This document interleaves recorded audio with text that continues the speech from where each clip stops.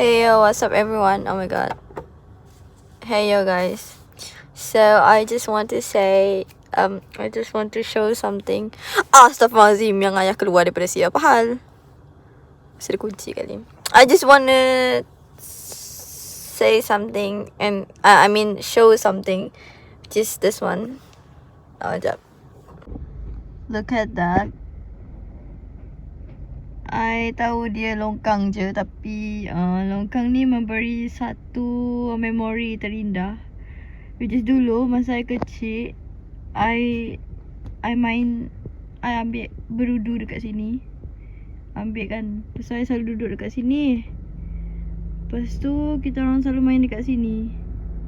Lepas tu kita orang selalu main dekat sini juga. Which is right there. Kita orang duduk. Dulu ni rumput ni tak ada ni. Kita orang dekat sini dulu. Duduk main batu seremban apa semua. Lepas tu kita orang selalu lepak kat sini. Cakap-cakap with my friend. And then kita orang berjalan dekat belakang tu. Lepas tu pusing satu ni. Jalan sana. Bawa basikal apa semua. And yeah, I just want to tell you guys my childhood moment.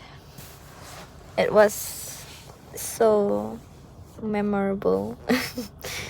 sangat memori. Tak tahulah, tapi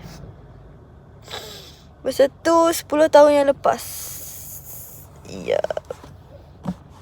And I drive daripada Kuching to Sri Aman with my dad.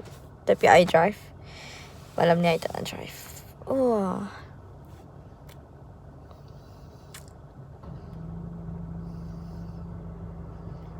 Sebenarnya saya sangat penat.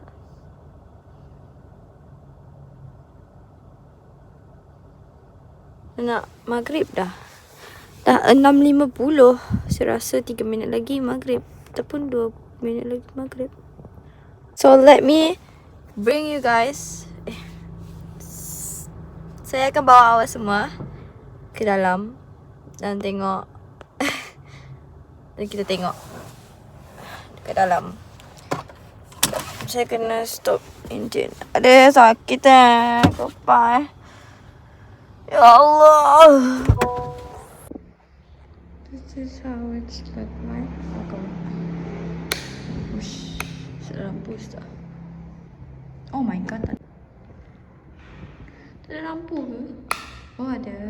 So ini bilik kita orang dulu. Sini katil satu, sini satu, dulu sini, lepas tu sini, sana, rak. Lepas tu kita orang kat sini. Dulu I rasa besar gila bilik ni. And then we have here also, tapi tak ada orang dekat sana. Ini ruang tamu. Wih. Ada air ke ya? Ayah bawa buka. Banyak semut. This is the dapur. Hah? Kunci? Dah. This is how the dapur looks like. It's so big.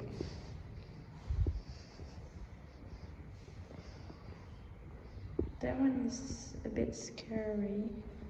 Don't want to go there. This one is my parents' bedroom. And they have the bathroom. Oh, warna-warni. Tukar kan. Yeah, that's all.